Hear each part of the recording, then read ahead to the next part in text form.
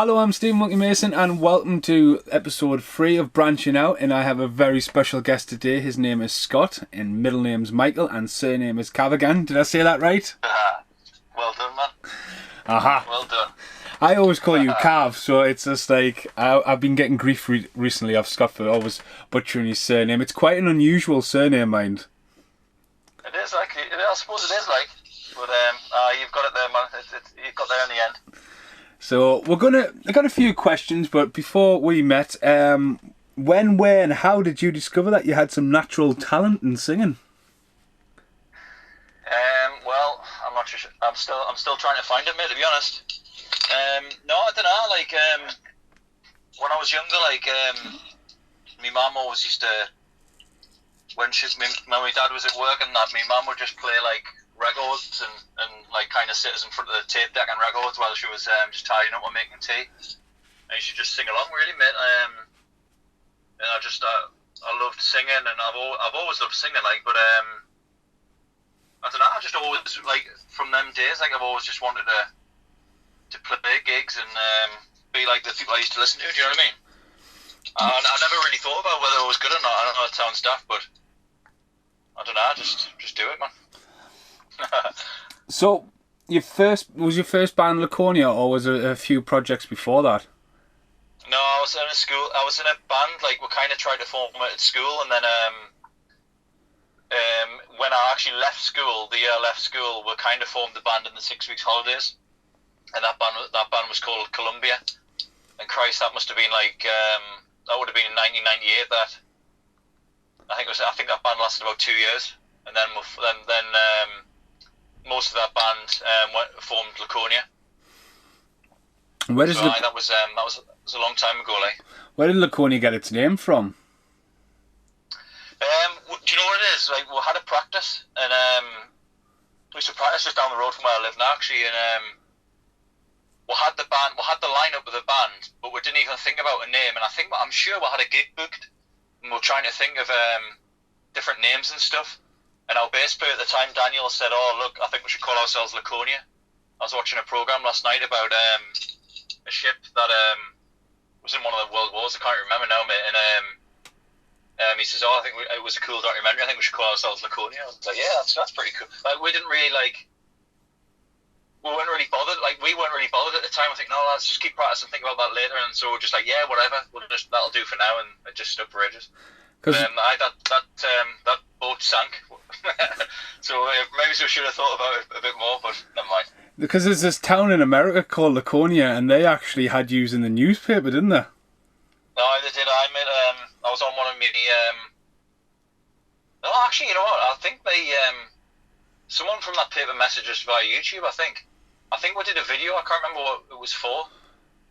It might have been one of the ones that you did. I can't remember, but this guy got in touch and says, "Oh, look, I'm from Laconia, and I think it would be quite cool." I think it was like the equivalent of like the Evening Chronicle or something like that. So it wasn't like a massive thing, but obviously the States are a lot bigger. There's a lot more people there. You know what I mean? So it was still really cool, like, for him to come out of nowhere. You know what I mean? Yeah. So you guys, Laconia had been around for a while. There's been a lot of different members and different roles. You had a couple of earlier EPs before Transmission. What was your first album, like, EP you recorded as a band? We did it was quite quick. I think, like, we did it. I mean, I think we called them EPs at the time, but to be honest, mate, they were still demos. We did it like a 2-track like sampler thing, and it had 2 songs on. It was a song called Antisocial and This Is My War. And they were like probably the first 2 songs we probably wrote for the band, I think. So it was quite quick, like. And we did them in. I think we did them in like June or July 2001. I think that was the first time we recorded with Laconia. Because you had a couple of EPs, then you had an EP with stuff like Don't Jump On and stuff, didn't you? So. After that one, we did another one. I can't remember the date. It might have been like I think it might have been the year after. We did a 4-track like demo, and then we did. Then we went to Clooney and did like Your God Is Your Enemy, Prophecy, and Don't Jump. It was a long time ago, that, man. I think, yeah, 2004, that one was possibly. So did you have many gigs there? Because this is mainly New College, Durham, isn't it? When you were there, that kind of era. I just started uni actually when I just started university at Sunderland when we did when Laconia was first starting up, and I left. I decided it wasn't for me, and I went back to college. So yeah, that's how I met loads of people at college who I still know now, like which is quite cool. Like I met just loads of people, man. I just know loads of people from because I did media studies, and then I went back and did music, so like loads of people I still know now. Like Phil Bell, who drums for us at the minute, I met him at college, and Martin Hudson, who ended up playing bass for Laconia. So I met loads of people there. Like, so this goes. I mean, this is probably where we first met.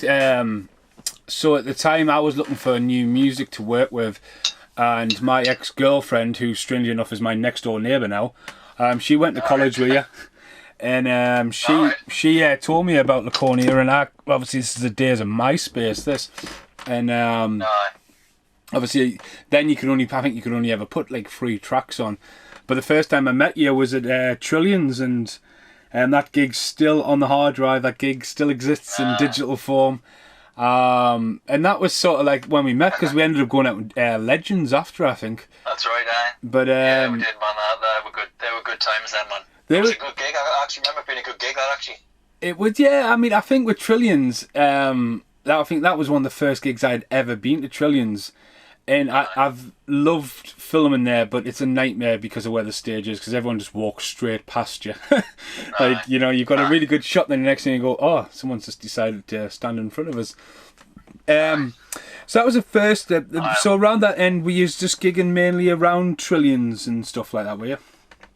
No, actually, man, they were like good times, because like we started that band when all of us like we weren't really working like serious jobs, you know what I mean? So all of us still lived with our parents, so we played all over. Like we played a couple of times. We're trying to get gigs all over the place, really. We did like a couple of gigs in London and Nottingham and Lincoln and Edinburgh and Glasgow, and we went back down to London a few times, and it was cool, like, because that's at the time that was the only thing that we had to do. Do you know what I mean? Not like in a bad way. It was class.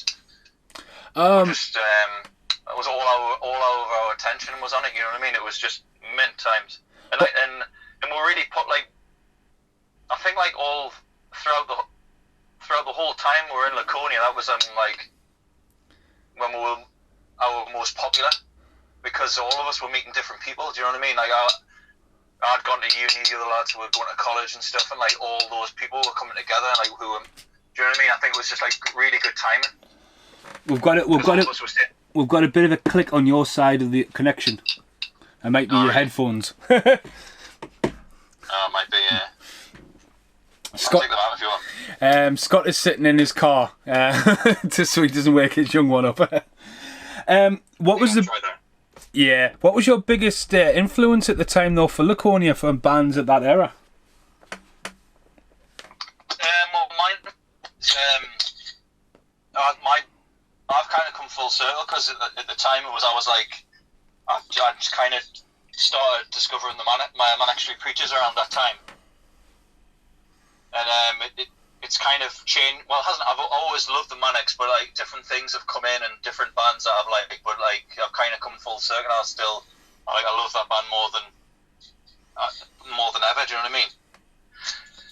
But at the time, for me, it was definitely the Manics. Like I think the other lads liked them, but like for me, it was them. We like loads of different stuff. Like guitar wise, I think it was like an influence of like Metallica and Guns N' Roses, and our bass player at the time felt like a lot of punk stuff, so it was like a mad little mix, really. It's certainly cool when you get a band to like have different influences, but like when you're all fused together, it creates quite a unique sound as well. So, as I say, we had met. I'd made a little demo video from that Trillions footage, filled it up with some of my footage, because like if anyone ever wants to get into making music videos, the best thing you can ever do is try and edit a live band to the track, because you know what I mean. You're gonna spend time. You're gonna learn tricks like your own patience more than anything. But then you're gonna look like you'll do edits that you don't normally do because it's a live clip. You don't have the clip. You know what I mean? It's not a planned rehearsal. Yeah. And that we didn't play in time very well as well for a lot of the time. well, that was it. But again, it was that opened the door for you guys to invite me down the Clooney for the transmission. So, have you got any fond memories of the transmission recording? A lot of that time was a bit hazy that time, like, because I don't know. I'm kind of put a time frame on when that would have been, and maybe it's about. It was 06, I think. Yeah, because I think I think the bass player Martin Hudson, he'd been in the band since 2001, so he'd been in the band for about 5 years, and then he left. He decided to leave, so we'd got a different bass player, and we were starting to get a lot heavier then. Yeah, definitely. Like the music had changed quite a lot. Like, so it was like a kind of mad time for like it all changing really. But I was good. I still remember being good times. I think like I don't know. It's weird with Laconia, like because there was different lineups. Like every lineup was like a different band. If you know what I mean. Yeah. Because this is Martin, Henry, and Chris that came in, hadn't he? Chris had became the new bass player. Yeah, Chris Cuthbertson. But yeah, that was when Cuthbertson had joined. So, and he was like a big metal fan as well. So it kind of become a lot heavier. And we're all listening. To be fair, like we're all listening. Like that was when like we're all listening to stuff like Killswitch and the more like. Because I was never really like a massive metal fan until like that whole like metalcore thing happened when there was like melodic vocals on it. Yeah. That was like kind of I loved that, so that kind of fed into it a lot. But I don't know. It was like to be honest with you, like from every period of the band, that was probably from a press point of view the most popular period. That was when we were like getting the best reviews and stuff. We got Demo of the Month in Metal Hammer. I've still got that magazine, that EP. We did alright. Like the reviews were good. We got a bit of airplay on from Bruce Dickinson on his when he did his BBC show. It was I don't know. It seemed like a really I don't know, like some not we're on the verge of something, but I don't know. It was like a difficult time then as well, like because there was a lot of metalcore bands. Do you know what I mean? I never really necessarily thought we were a metalcore band, but then all of a sudden I think we'd gone from being a band like who were popular and doing our own thing, and as I say, like having all those different influences. Then all of a sudden, like we're all listening to the same thing. It kind of like now looking at it, I think we just ended up like in a bit of a sea of people that were the same. Do you know what I mean? Yeah, I mean, I've got some good memories from there because I mean, I love the Clooney, and that recording studio was quite unique. You know, you walked in and had the recording room into the desk room to then this little pier over the river. And it was just mental for me because I was sitting in the corner of that room, and I got to hear you sing like firsthand, like with no tracks, and just like I was like, "Fucking hell, don't make a sound." You know what I mean? Because your voice, I mean, like a lot of people probably wish they could sing like you, but I had a great privilege just sitting there, just going, Jesus Christ, like I was so like blown away. But the funniest story was when we're all sitting in the other room, and at the time, I'd been known as Monkey for a lot of my stuff, especially on my videos, because people would say, Monkey, look this way. And I have this video footage of this, and at the time I was using Stephen Mason because I was trying to get more into music videos and establish myself as a creator rather than some idiot on front of the camera. And I remember, I think it was Henry at first went, "Oh, you're in this magazine." I was like, "What?" And then you were like, "And you've got the magazine," and it was an interview with Steve Mason. But obviously at the time, Steve Mason was kind of doing the Banksy thing where he was all like covered up and you didn't really see his face. And that's when I was just like, right, I need to add Monkey in the middle of my name. So that's how Stephen Monkey Mason progressed out of that year, because like he even has a album with Monkey in the title. So I didn't know that. Yeah, so every time, like, say for example, you used to Google me name, it's like me and him always used to come up. It's just like great. That's cool. But again, it was just like that big clip, like, look at that, you're in this magazine. No, I'm not. Oh, am I? That's class. I didn't know that. Any funny gigs at the time of that? Because I remember the one where you decided you were going to climb up the academy wall, which nearly didn't go very well, did it? No, I couldn't do that now, mate. I think I'd fall through the floor. I was that heavy, but funny gigs, I don't know. There's a good one we did in Lincoln. We got a gig at Lincoln University, and we got friendly with this like independent record label in London who had this band. I can't remember what they called them now. DNA Doll, I think they were called. And they were doing all right, and they did a like a uni tour, and we managed to get the support slot at Lincoln.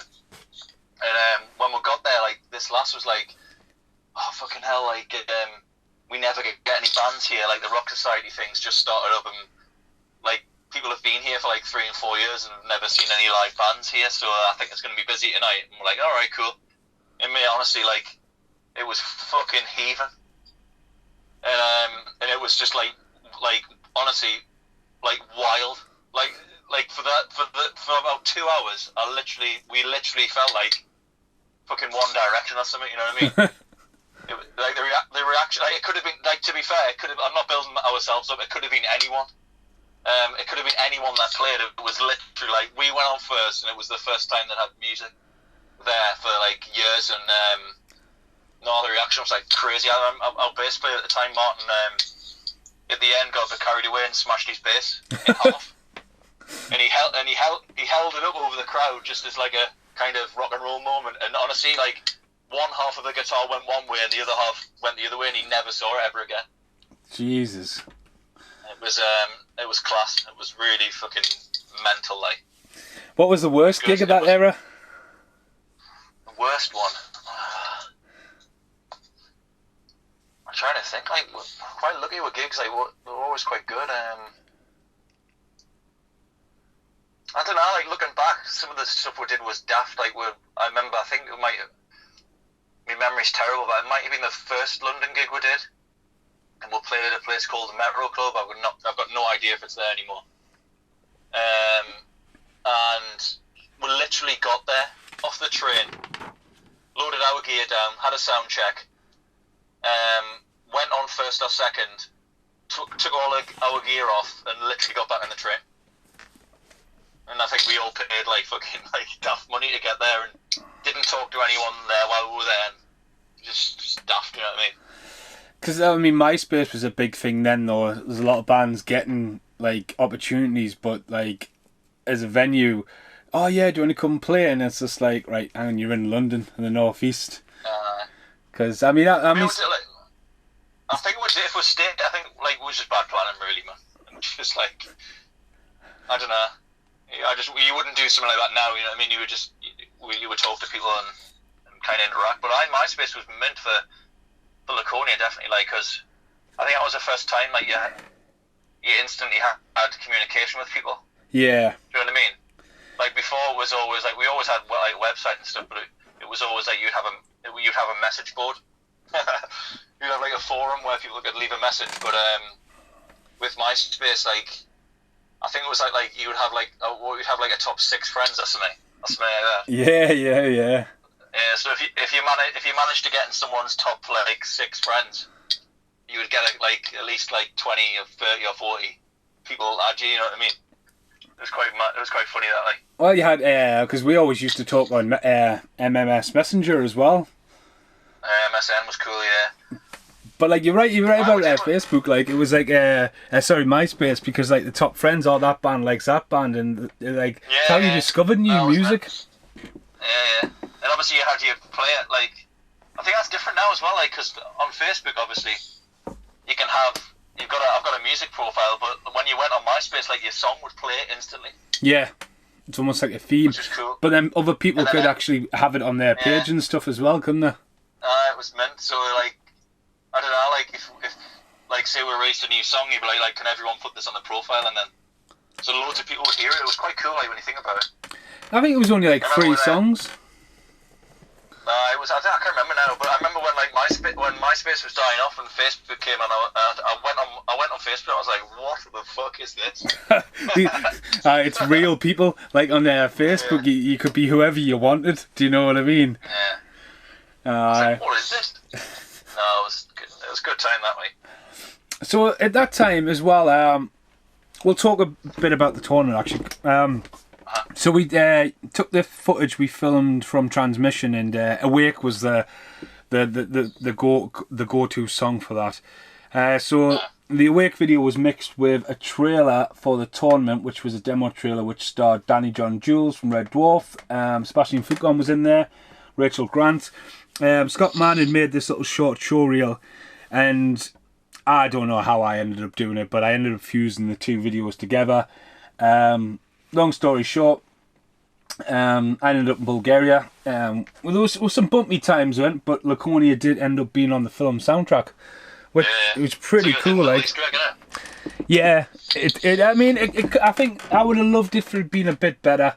I know the film hit a few production problems, like, but that was sort of like we did a video after that called Sink or Swim, and I don't think Sink or Swim was ever finished. I seen that video recently, and I mean, I definitely probably should release that video now, because it's fucking mental to look at 9 screens all interacting with each other and stuff. But there were like times. We never finished the song, did we?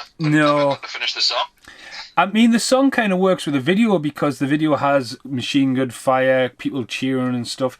But I think at that time, with all of us involved, some of the band members were starting families. I know some of the band members as well had recently recovered and stuff like that.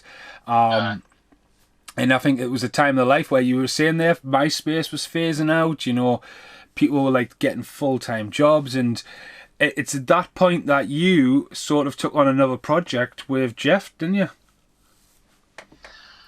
It was, well, like you say, with the, I think, what was, like, just discussing with the tournament thing, like, I think, like, I remember, like, obviously, when you told us about it, all of us were, like absolutely chuffed to bits, because I think, like, thinking about it now, like, at that time, we were, like, fucking hell, like, we were, like, struggling to kind of keep momentum going, because I think, like you say, like, we had the Metal Hammer thing, and then different things that we had were like, fuck, this is going to be like, this is going to take us on to the next level type of thing.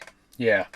And it never did. So like, I think all of us, like, if I think back, I think it was kind of like, shit, we need something like that's going to like boost us up a bit, because I was running out of ideas. And when obviously the tournament thing didn't kind of pull off, we were like, that was kind of like shit. Like, that to me was like, fuck, this is not working. You know what I mean?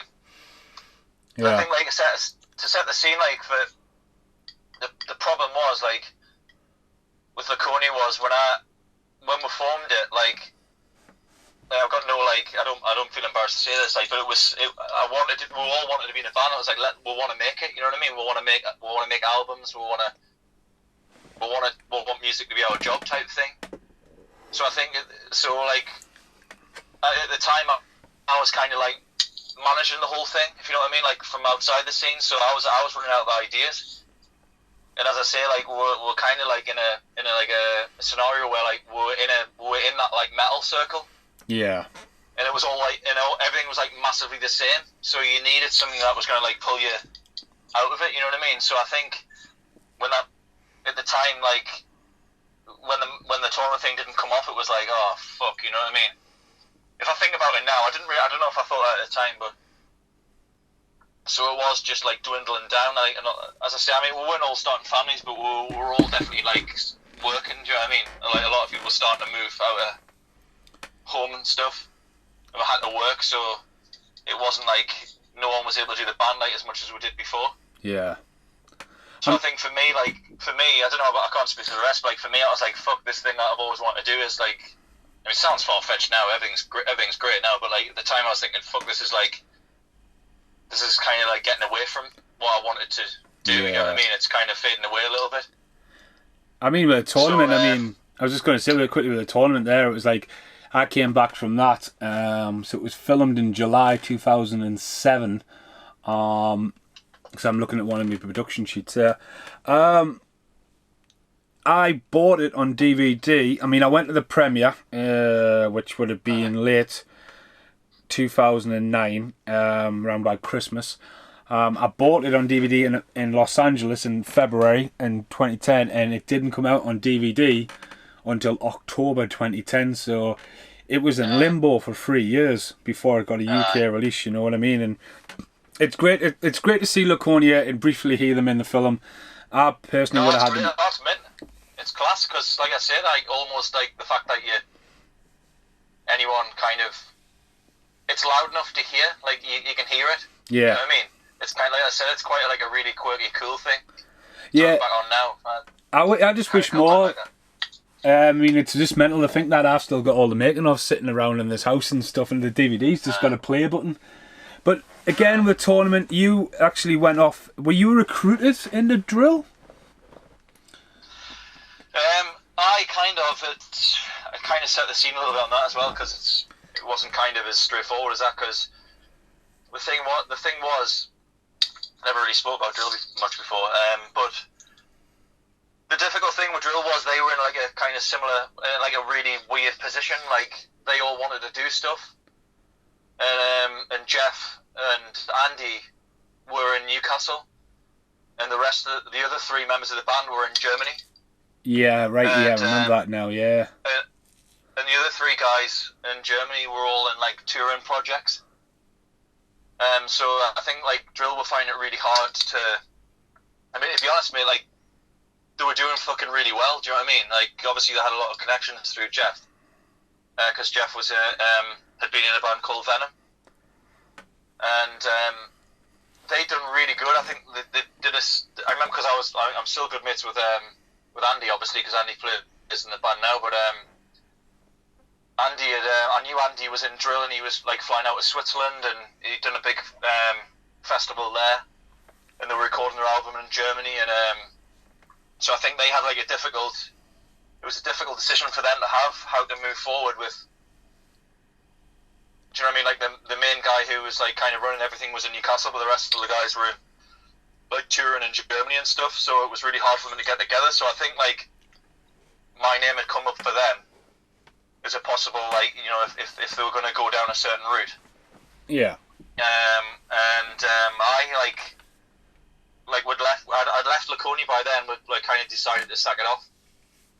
But it had been mentioned like before, but nothing had like kind of come of it. So I did Laconia, like Laconia was over with and stuff, and then the next thing I did after that was in drill, like in like 2008, I think. I think I joined like back end of 2008 or early 2009. I can't quite remember. It was weird actually because again back to Trillions. I filmed the Trillions gig, and it's one of the very few clips of drill actually playing live. Yeah. So it was really weird. True, yeah. But I remember getting a message off Jeff, and he says, "Oh, can I borrow like any footage you've got of Scott?" And they cracked up quite a good like a promotional promo, yeah. Like they did a really good job. And I was like, "Oh yeah, you can have whatever you want, you know." And I always liked Farewell Goodbye. Was that the way it went around? And I just thought, that's class. And it wasn't until like years later I rediscovered that song, and I changed the title to Change for the Better, because I just remember messaging Jeff, and I don't know if you knew I was making this video, and I asked Jeff, I just says, look, this is what's happening in my life, I really want to make a song to this, it's really inspired us, and he went, absolutely fucking go for it, you know what I mean? And like, he was it's such a nice guy just to like, you know, give us the ball and let us run with it, and sort of like as I say, this other video, I mean, you've almost became the soundtrack to my life in ways if you think about it. She changed for the better is one thing. Obviously, This Is Just Life, Laconia was the theme tune to that, and then obviously we'll get to it in a bit, but obviously the theme song for Welcome to the Land of the Long White Cloud. So you're a good man. But drill was quite short-lived. I think there was a loads of potential. That I'm not even sure if their music's online anywhere. do you know what it is, man? Like, as I said, like, it's weird because it did kind of like fade off, but like it started so well. As I said, like they've done like to be fair, like obviously the lineup changed, but like the first lineup did loads of groundwork for it. You know what I mean? Like, to be fair, it was a mint band. Do you know what I mean? And they recorded an album before I joined. Like I did like probably an EP's worth of stuff. Yeah.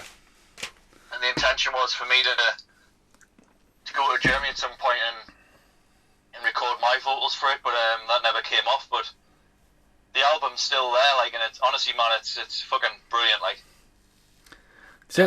obviously at the time, like, it was weird because I don't know, like I said, like I haven't really talked about this, but I was so fucking like at the end of Laconia, it was like, oh, you know, this isn't going anywhere type of thing, and we're all mates and stuff, and you didn't read like it was like fuck, this is like bollocks. Do you know what I mean?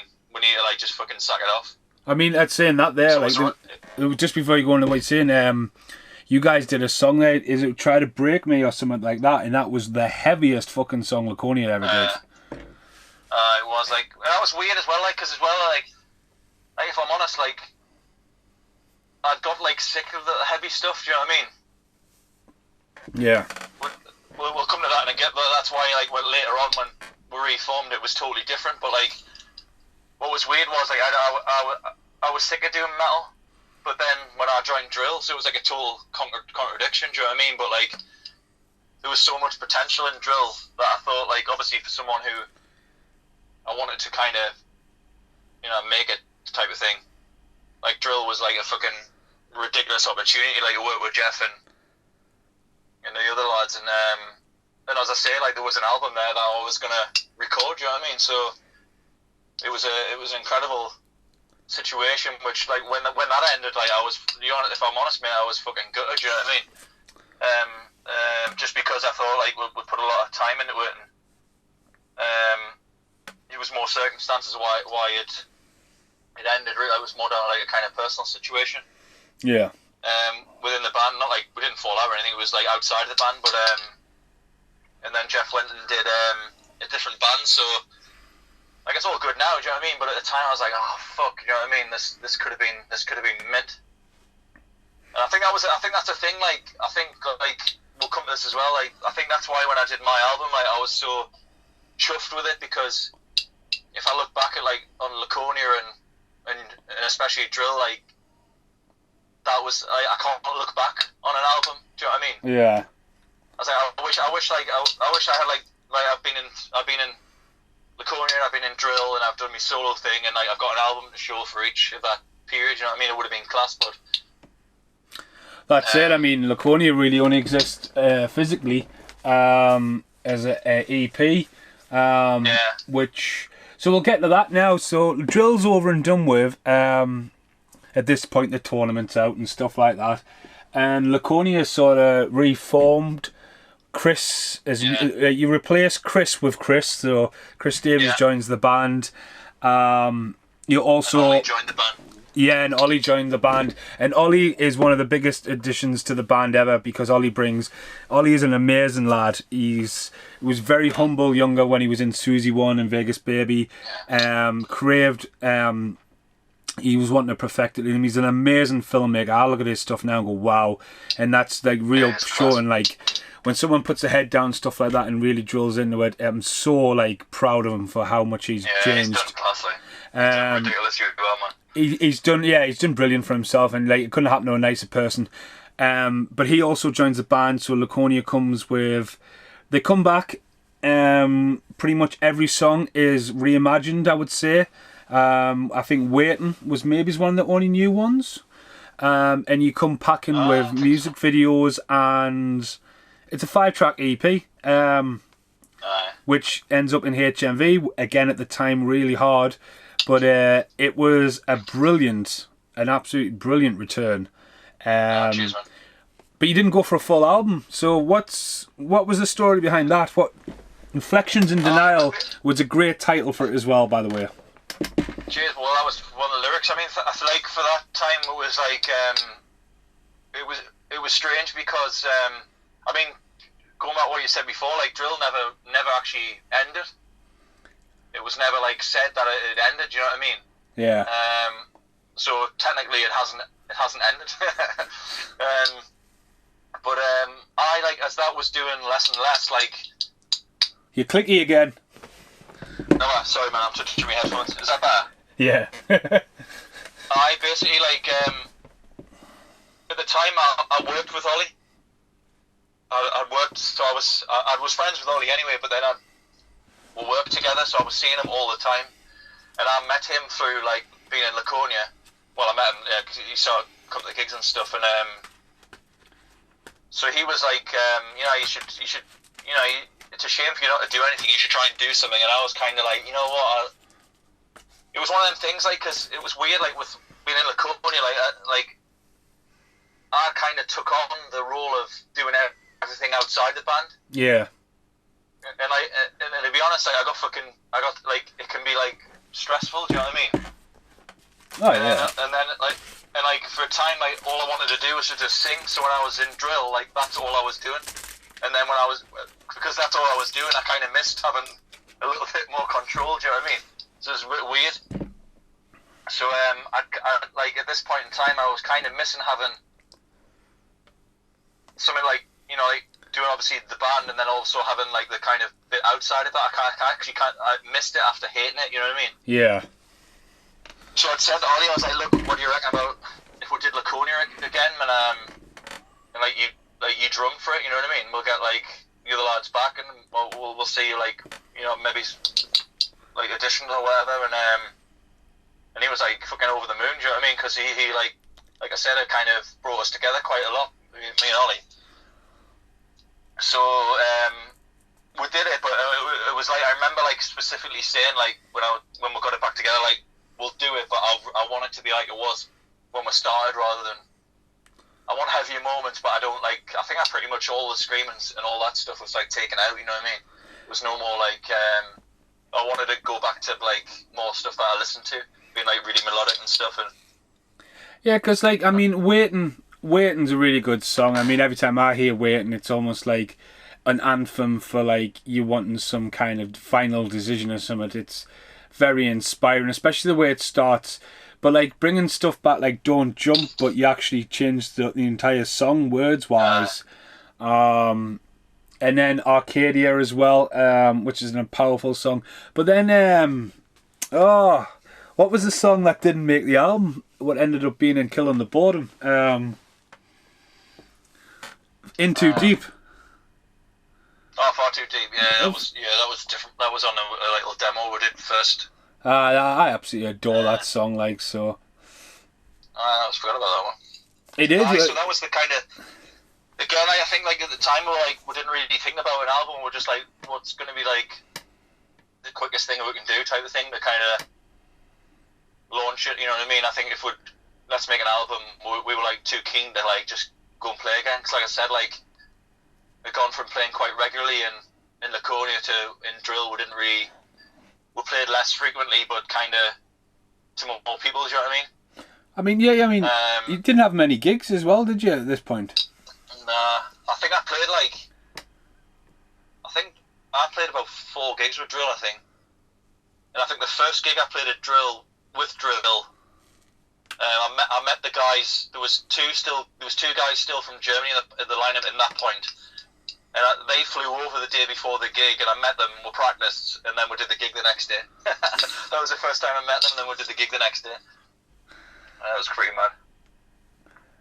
But Laconia's return was quite short-lived as well, unfortunately, wasn't it? So.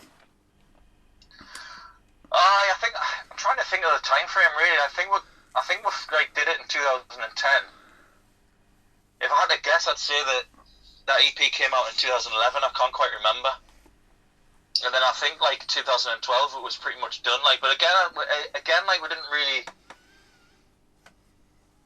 I think in my mind at the time it was kind of done, but I don't think we necessarily kind of said that. You know what I mean? It was something that it was just like I just need to leave it at the time because, like, I don't know, like I'm only like personally speaking, like I'd put like loads of time into bands. like you're talking like from like 1998 to like 2012. Yeah. And like I hadn't like had any time. Well, I did have time. I didn't give any time to anything else. Do you know what I mean? And obviously at the time then I met my now wife, so that was something I'd never like had before. I wasn't really like bothered about a relationship or anything. So and I was starting to move out. I got a new job. I had to start taking like a job more seriously. So like for the first time in like I said since I started doing music, like I was starting to like have less time to do it. You know what I mean? And like obviously I loved everything else outside of it. But like if I couldn't like for me it was like Laconia was like it was all like would start as a point of like look we're gonna start it and let's try and get somewhere and let's give all our time to it, and then when we weren't able to do that and when I wasn't able to do that I was just like this just isn't the same. Do you know what I mean? Yeah. Because I like and honestly to be honest mate I mean we did some really cool things like and like I say we were for a while like we were really popular, but like I was like fucking like I still say to this day like I'm like the biggest Laconia fan, and like when I started to see that like I can't give the time to that band as much anymore, it's like it's just not the same. Do you know what I mean? Yeah. Because it was set up. I think like I said like the stuff I'm doing now, I didn't do it for that reason. So there's no like kind of period where I'm thinking, oh fuck, I'm not getting anywhere. It doesn't matter. You know what I mean? I'm having loads of fun. Whereas with I don't know, I couldn't really separate the two with Laconia for some reason. I just couldn't do it. I was like, if we're not going to get anywhere, I don't want to fucking like. Again, it sounds far fetched. Anyone who's been fucking loves being in a band or whatever, it's like if I can't give my full attention to this, it can't. We should just sack it off. Do you know what I mean? Because it deserves to be done properly or not at all. Do you know what I mean? I mean, you still get really good reactions when you do live shows and you do acoustic versions of Laconia Roll stuff as well. I mean, it's safe to say. I mean, somewhere down the line, you could do a best of, a greatest hits, some kind of resurgence. You know, it's again with all this, it's never like nothing's over. It's not like, you know, like the band itself. But at the time as well, Martin had been out as well. He hadn't been well, and it had been a massive strain on the band as well, I'll imagine. But so you literally go and take a job, and you happily get married, and then you basically come back with a 4-track EP out of nowhere, don't you? It was like was it 4 tracks? It was 4 tracks. Well, to be honest with you, there was a 2-year difference. Like, like I said, I was just done. Like, I was just knackered with it all. Do you know what I mean? But as I said, for the first time, I was like, fucking hell, there's like other stuff you can do, which was weird, but like mint. Do you know what I mean? I was like, fucking hell, like. All I've done for years is just like finish work, go to practice, do a gig, and come home, and then do this full thing, which was great at the time. Then I started doing loads of mint stuff, and I like it was weird because I just wasn't bothered about doing anything. I certainly didn't want to go like solo or anything like that. Wasn't a thought at all. Like I thought like if I'd do anything, I thought maybe at the time I maybe thought like well maybe I'll get the band back together or. You know, mix it up a little bit, or I'll just start a new band. I definitely didn't think about doing it myself. You know what I mean? That was like definitely not even now I'm kind of a little bit weird with kind of just it being my name. Do you know what I mean? It's weird, but you had tricked on it though. There was a time on MySpace when you were looking to go solo because you created a MySpace music with just your name. And then there was like a home demo on that one. I remember that. I can't remember the track it was called, like, but. Oh, I did something, but it was never. I think I called it Man at Arms or something mad like that. That's it. I can't remember, but no, I was like, I can't really remember the time frame of that, but it was when I was in the band. But I definitely like, certainly to put music out myself, but not like to fucking do gigs and everything. Do you know what I mean? Yeah. And then, so I think that when it was weird because I just wasn't bothered. And then I remember getting like an iPad, And there's like a free music thing on there called GarageBand. I was just pissing around with that, and then I started writing some tunes. I was like, fucking hell. I wonder if I wonder what this would sound like. Like I started thinking, this is like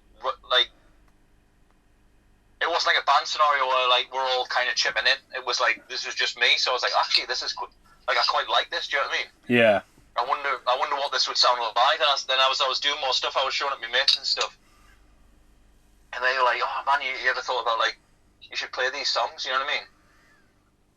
And it was kind of like that thing. I was like showing it all, and I was like, oh, this is great, but like I can't really be asked to start a band. Like I need a drummer, I need a bass. He was like, well, I'll just play drums for you. You know what I mean? So it was like that type of thing. And I remember like Martin Hudson, who had been in Laconia, I was showing him, and he was like, man, you've got to record those. Like, or you should do some gigs. I was like, yeah, I know, but I need a bass. But he was like, yes, I'll play bass for you. I'm like, this is quite cool. But it still took a while. And again, like even when I did a song called Weapon of Choice, which is on the album now, and that started off. I actually put that song out first. It got played on BBC Newcastle under the name Visions of Madness because I just didn't want to. I didn't want to put it out. I didn't want to use the name Scott Michael Cavagan. That's what that track was called back from MySpace. Visions of Madness. That was after the band. That was after Laconia. Because you added Michael though, didn't you? You added Michael in your name. No, the Visions of Madness thing. Because that was after the band had broke up. Because that's the name I put Weapon of Choice out. Because it got played on the radio under the this is Weapon of Choice by Visions of Madness. So it was quite funny, but I was just saying there though, like you always went by just Scott, and then it's not until you've gone solo that Michael's became in the name. Alright. So that's just because I love the Manics. James Dean Bradfield. So I'll put my middle name in. This is the way So anyway, yeah, I mean, I remember when I got Sleeping with the Enemy, you said, "Oh, check this track out. I've been recording." I was like, "Get in." He's been because you'd been quiet for years, music-wise, and I haven't done anything about this name it 2 years, And I heard it, and I was just like, "Fucking hell!" I mean, I still love the original demo, "Sleeping with the Enemy." I love like the song, the vibe it gives you, and it was cool to see something come from you and not like a collaboration with the rest of the guys. And the harmonies and stuff like that, and oh man, as soon as you like hit the first lyric of Sleeping with the Enemy, I was like, wow, you know, this is gonna be something, you know what I mean? It'll be a while before the album came, but even then I was just like, wow, it's class. And so you start like taking it serious though, don't you? And sort of you've got some big names hidden away in that album, like though, haven't you?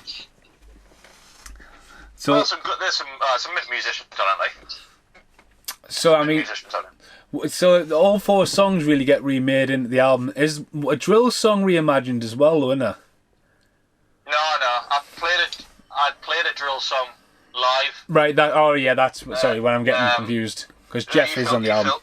Yeah, because you'd sent me the footage, so I did a song called "Fallen." That's it, aye. And I played that live, but it wasn't on the album. But Jeff was on the album. Jeff's on the album, yeah.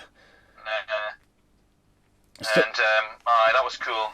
It's one of the things, like I say, like I was really like good about the drill thing, but then when Jeff played on the album, like it was kind of like, you know, you don't think about like, you know, this is kind of fate or anything or anything bollocks like that, but you kind of think like, oh no, do you know what? Like if I hadn't done drill and then like it kind of worked out so well that Jeff played on that song. Do you know what I mean? Because it sounds mint, you know. But I meant that like I say, like I suppose it's the same for all the bands I've been in. Like every time it's ended, I've been like, oh, you know, it's a shame, but like it kind of does feel like it's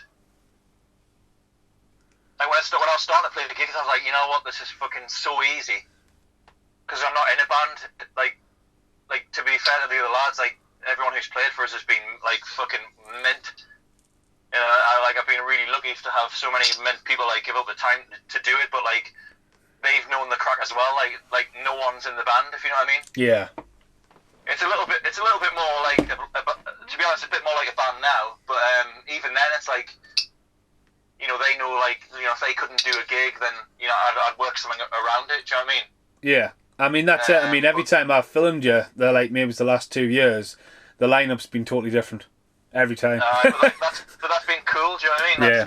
That's freshened it every time, and you got different people, like... I mean, you even had a whole brass section in the academy. Fucking... Yeah, that was a bit daft. That was quite fun, though. So, I mean, going through your album, though, I mean, obviously the front cover, that's definitely inspired by the Manics, with the roses. Well, it's kind of, do you know what I mean? To be honest with you, it's kind of weird because I can't remember whether it was me or Ollie who come up with the idea of having the flowers, but the roses. But I think it was more originally it was meant to be. I've got a tattoo where it's got like. Hello. Are you still there? Hello. Yeah. Yep, you're still there, yeah. You still there? Yeah. So you've got roses on your arm? Yeah. That's a bit weird. Yeah, I've got like a grenade coming out of a flower. And that was going to be the album cover was going to be the grenade coming out of a rose. Ah, cool. Are you there? Yeah, I'm there, yeah, dude, yeah. And then I can't remember whether it was me or Ollie had said, but we kind of took the rose out and we just had the roses, which was quite cool. So it was influenced by a tattoo that I've got. So is that? So yeah, it's quite Manicsy. Is it a stock photo or is that something Ollie's went and took? Have you got it? Was a stock photo because we thought that you could go and. We could go and take them, but it would just be like, how long would it take to get it right type thing, do you know what I mean? Once we found Ollie had found the image, was like, no, that's the one, definitely. So your album is out now. Kind of like... So how did you end up getting signed to your label? Because your label's a really big... like, they're awesome guys. Just before the lockdown, it's Dave, isn't it? Yeah. Dave's are awesome guys. We were looking to stock all of their records. I'd done all the paperwork. Dennis, We Are Knuckle Draggers, vinyls and stuff. Which you appeared in We Are Knuckle Draggers music video, Zombies, didn't you? Yeah, I did. Trills, Zombies. So yeah, he's just a really cool guy. I will ask him, and I'm going to torture him. Like, I think 21st Century Love should be on vinyl, especially in this day and age, since the rest of the artists are. But how did you end up going across that label? Well, I'd known of Dave for a while, but I was talking to him when I was making the album. I was putting stuff out about who was going to be on it and stuff, and we were just talking about it, and he was like, no, like, I really love because he'd heard the demos and stuff. When I was making demos, I would send him like rough versions. He was like one of the very few people that was hearing it, you know what I mean? So he was well up for putting it out, so I was well again, you know what I mean, like I say, going back to the days of doing the other stuff, like it was all like doing stuff myself, which was cool, but just having the extra help with this was just mint, you know what I mean? And obviously, you know, it's a really cool label, do you know what I mean? Really cool label. Oh yeah, I mean, it's a shame. I mean, hopefully their anniversary tour will go show at the stage will be back on track, which you are playing on there, as well as it's Dennis and the Dunes are headlining, aren't they? So. No, I've always wanted to play this stage, and so this is like it's a massive deal for all of us, like, you know what I mean? So it's just it'll be. I'm hoping it will. I mean, I'm sure if it doesn't, it'll get rescheduled. But at the moment, I don't think it's changed. That would be a big. It'd be great to get back out there and stuff like that. So your album's out, and then the next stop is obviously we eventually got it into HMV, which has been really cool. What was it like playing live in the Gateshead shop? It was meant, mate, but it was an experience because, as I said, like the word solo to me I don't know why, and there's nothing wrong with this, but the word solo, when I hear that word, it just I think of like someone like Ed Sheeran, just someone on their own with an acoustic guitar. Yeah. And I kind of didn't like that, you know what I mean? I always like having like the security of having a band on with you and stuff. And when you were like, do you want to do it? I was like, I definitely. But then I was like, fuck, I've got to do this on my own. You know what I mean? I'm not like, I'm more confident on the guitar now than I ever have been. But like even then, I was like, shit, I'm really exposed here. You know what I mean? But it was mint. Like it was one of the, do you know what, man? It was one of the most enjoyable gigs I've ever done because, like, as I said, like I put myself down a lot playing the guitar, but it was like a massive, it's like a double achievement. Do you know what I mean?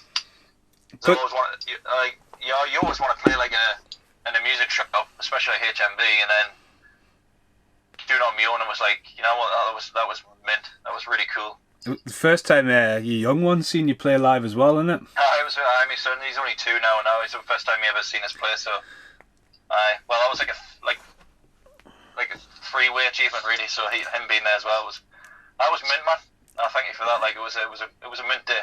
I mean, when I watched the videos back, and it's just like you've got that sea of people just going past you, and even when you're playing, you can't help but like look in the shop, but then look out the window, and it's because that was the first one.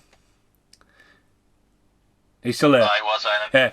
So then we did because Matt Connor and Steeltown Music, they did the audio. It was really good, and then I wanted to really push you over in Newcastle because getting your album in Newcastle and the Gateshead stores, just more exposure, and then great for you and Mitch to finally meet and like work together in a way. It was good. And I just remember. Sorry, you gonna say? Again, man, that was a cool gig because it wasn't on me.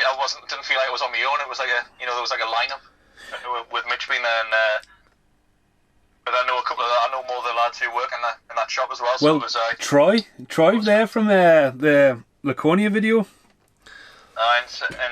Stedman, so.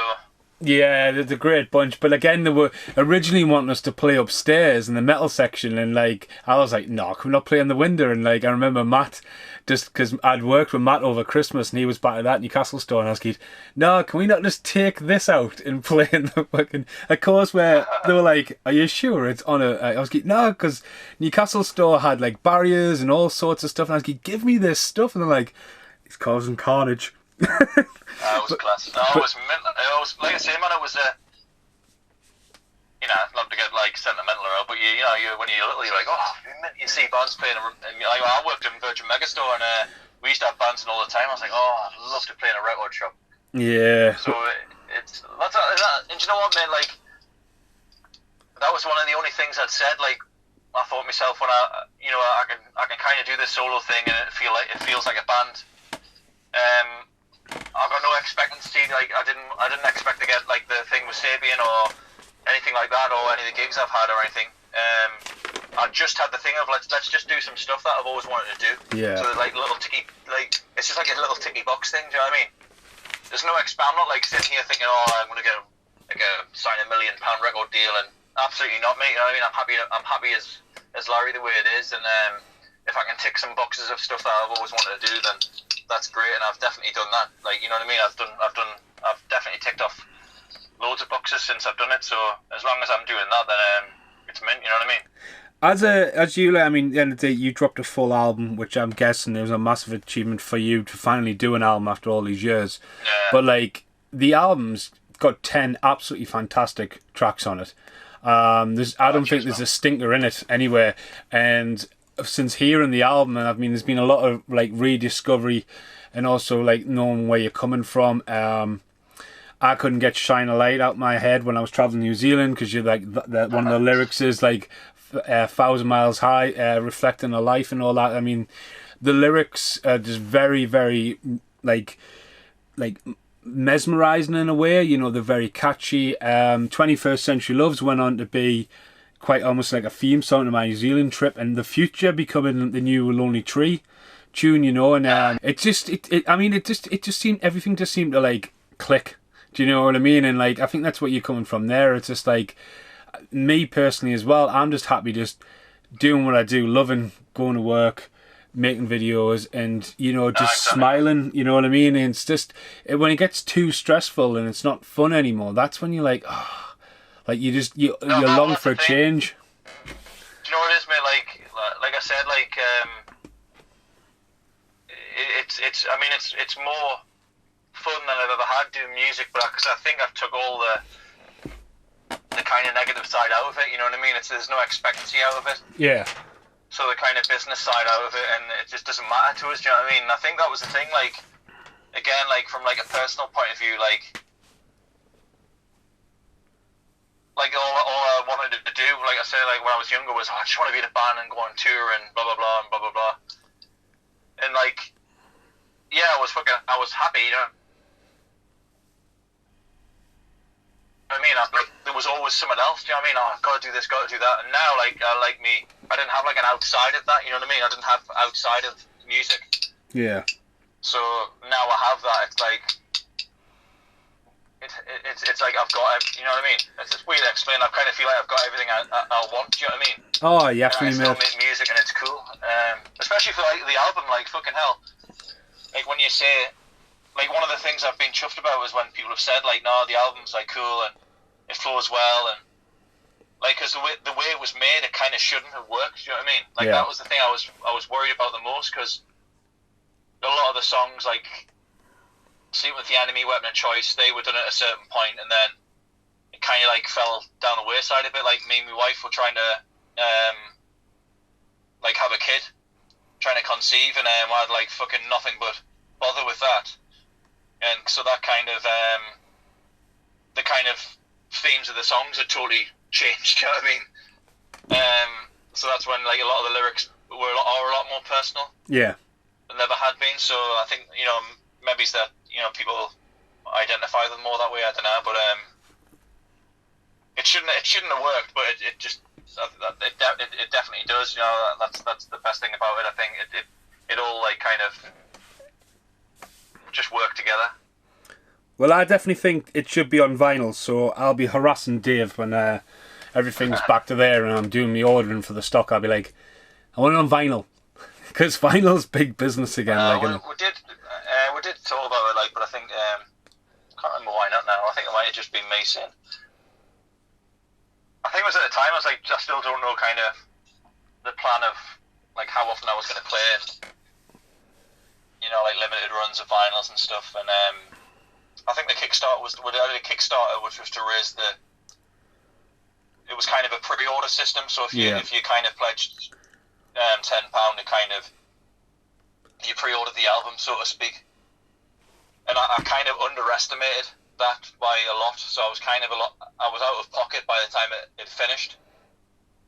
So I think like the kind of when me and Dave were talking about like when Sabian were like saying like. How we're going to put it out and stuff, I hadn't kind of tied in a lot of costs for that, you know what I mean? So I think, it definitely should have been, but, I think definitely, like, going forward, anything else that comes out, it would be meant to have a vinyl, I'd like to do a vinyl release for the next release, definitely, hopefully. So, I've got a few more questions left for you. I'm guessing you would your dream solo collaboration would be with the Mannix, yeah? Aye. That's the. Do you know what I was talking about? Ticky boxes. Aye. That's like in a massive fucking box on a separate bit of paper under the bed. Aye, definitely. No, do you know what it is, man? I think like I'm realistic. A collaboration's never going to happen, but like, and I'm still like, one day somehow. Even if it's like I'm playing outside of the field where the Mannix are playing, I can, I'd still love to be on the same bill. I'd love that to happen, but well, you never know. You gotta have some dreams, I mean. So going forward, both of us are up to stuff while we're in lockdown. Without spoiling it, what have you thought of Welcome to the Land of the Long White Cloud so far? It's cool, man. It's nice to see. It's nice to see your dad actually and your brothers. Like, that's really cool. I think that's the thing I've liked the most out of it, because I know like you're similar position to me. Like you haven't seen your dad a lot over the years, just by chance. Do you know what I mean? So it's been nice to see you reconnect with them. Like that's the best thing for me. Like, but obviously New Zealand looks like a lovely place. And obviously, the first time you've been away with Brit as well, so that was meant. Yeah, I mean 21st Century Love was like sort of like, I remember like having a black panel in the font, and I was just like, is this going to work as an intro? And now I can't see it any other way, but I like it how it the intro, the songs comes back the second time at the end, and like there's a mashup of all just highlights from the episodes. That's coming forward. Now you're actually making new music as well, aren't you? Well, it's came to a bit of a stop at the minute because I was at the point where we needed to record a little bit more, like, because like I said, like the lineup of the band, it hasn't changed. Well, it has changed. It's more of a little bit of a because obviously the other guys like Dave was playing for us and Ollie were playing, but they've got their projects that they're doing. So Andy and Brian and Phil have played the last 5 or 6 gigs, I think, and they're all like different players. And like when the other lads were playing, I didn't really say to them like, you know, do whatever you like with it. You know what I mean? I've just said I just want you to play it like the album and it'll be fine. Yeah. But Andy's come in and he's kind of he's took a lot of the guitar away from me, so it's good for me because I feel a lot more comfortable just singing a lot of it. And they've added a lot more kind of different parts to it. So I definitely wanted the next release, which is going to be an EP. I wanted to record it as if it's a lineup, so it would basically be like a band. So completely changing it from the way the album was done. Thought the best way, like to that worked really well. But just to keep things differently, just think of it like a band and like, right, I want the lads to play as they would live. You know what I mean? So Phil's going to be playing drums. I think he's done three out of the 4 songs that's going to be on the EP. He's actually done the drums for them. All Andy's guitars are done. So we just need bass from Brian, and I need to record the.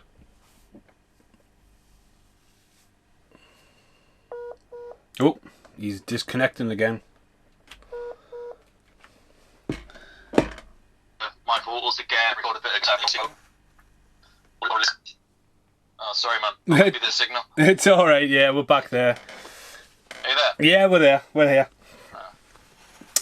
No, it's so. Might be my signal actually. Well, I mean, so when are you planning? So it's just mainly after really lockdowns releases. Is that where you're going to get some mastering and stuff done? Yeah. Well, no, I mean the lockdown. Although like you would think it would make it easy to record. Actually, it's not as easy that because I'm still working from home. Right. So yeah. I'm still doing like my day job. So I'm still kind of in the same position as I was before. And to be honest, mate, there's a lot of people releasing music now. There's a lot of kind of like you know, it's like, and it's a really good thing. But like in the minute, like Facebook's just full of people doing music, which is great. As I said, there's nothing wrong with that. It's great, but I kind of think like it might be better for mine just to kind of wait a little bit. Wait and release it once you're back. Yeah. There's too many. It's going to kind of. I imagine from a label point of view, it's kind of set the label back a little bit as well, because I know like Sapien had a lot of plans for releases that might have been put back. So there's no rush though, man. You know what I mean? Hopefully it'll be worth it for people who are interested. So I'm looking forward to it, man. The songs are I think they're great. You know, it's a bit more of a up tempo, like a heavier feel. So it's going a bit more like the kind of rockier, heavier Laconia ones, and the more heavier ones or up tempo ones on the album. So it should be quite cool. That's awesome. Any chances of doing a recorded acoustic set or not? Do you know what, man? I've done a couple of live things online, but I haven't kind of advertised them. I kind of just done it just for the crack, just for myself. But one thing that I've always wanted to actually record an acoustic album, so I might, I'd love to do that in the future. But that'll be it'll kind of be right into the future, I think. Just when you've done them in HMV, I know, like the acoustic guitar and your voice, it's a great partnership when it goes out to like a live audience. So that would be really It's just cool. a lot easier as well, man. To be fair, it's a lot easier to do, innit? If you imagine like to promote an acoustic album would be a lot easier than, because as well, you know, like I said, like the lads who are playing for us now, like they've got other stuff that they're doing, so it's kind of like, you know, I'm sticking to a lineup now of players who are amazing, but you know, if they can't do something, and then it's kind of going to stop me playing, so to speak. So I think in the future, I don't know, really, it's working well. I'm happy with the way it is, but I think in the future I'd love to do an acoustic album, and maybe they can still play as well when we do a. You know, that would be mint, like. But we'll see how it goes. Isn't your drummer the drummer from Beth McCarthy's band? Oh, that's right, Phil. Yeah. Right, because he plays on the box. So he's a nice lad, him actually. Yeah, he's a great guy. I met him at college. I was saying when I went to college, and I met Phil at college, and no, acoustic album. Like I said, mate, you know what it is? I think like that's just something I'd like to do. I think once this EP's out, I think it'll give us like that kind of push to start playing the more not heavy, but you know, more rockier things. Because when we started to kind of put set lists together, and I kind of started writing heavier stuff because I knew that Andy would be there to kind of take the brunt of playing it. You know what I mean? Right. Yeah. So I think maybe it's like an acoustic thing would be something that maybe is in the distant future, or just to do it at the same time. But I think definitely. I would definitely want to do the more tempo, like the heavier ones. Just playing live with just kind of give us a kick up the arse, I think, to keep going with that. Like. Yeah, awesome. My last question for you: what's your favourite film? I know what your favourite TV show was as a kid. Got to be Transformers, aye. Oh no, my favourite TV show when I was younger, mate, was Saved by the Bell. Come on now. Come on, Transformers is before then. But no, Saved by the Bell, man. Saved by the Bell. My favourite film? I don't know, man. Do you know what? I'm not a massive. I used to be. Do you know what it is? What killed it off for me was I used to.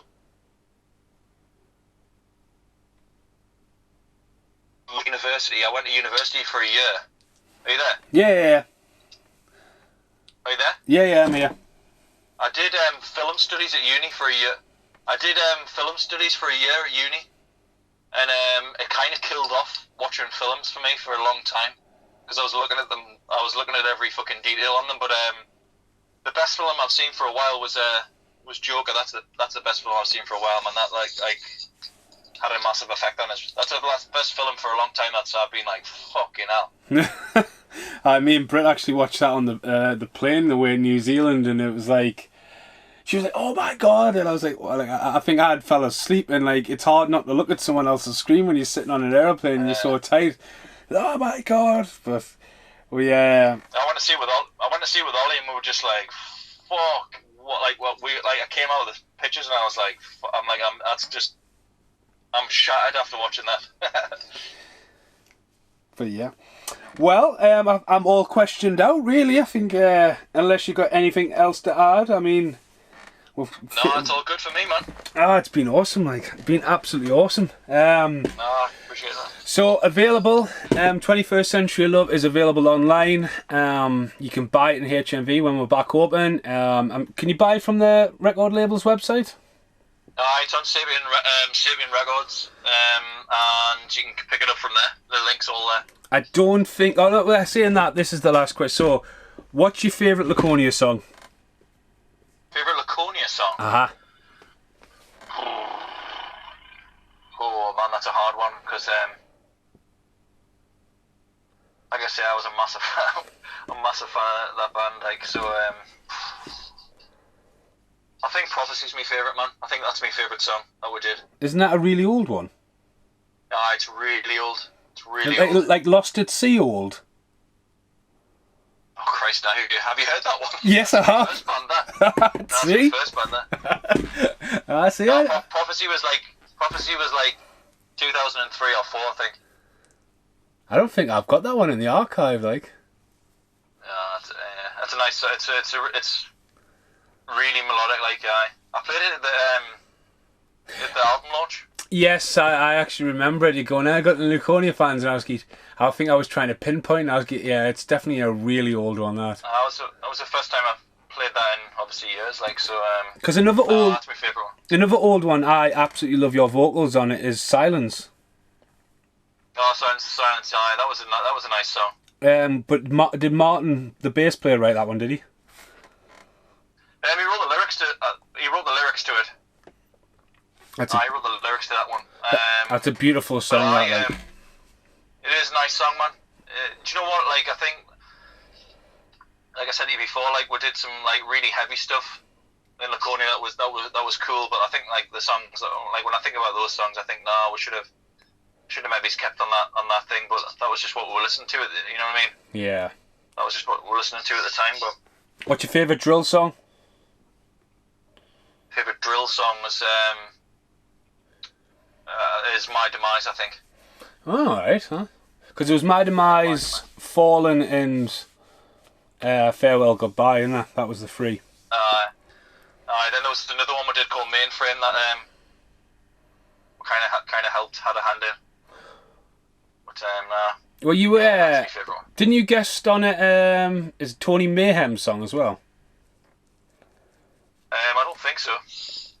I'm sure you did some screaming on that. That's again. This is me thinking about the MySpace and random posts people would put on. Did I? Oh god. No, I don't think so. Like, I don't think I did. Well, and what's your favourite song of 21st Century Love? Favourite song of 21st Century Love. I like Open Your Eyes at the minute. I think I like Open Your Eyes. That's about your son though, isn't it, that one?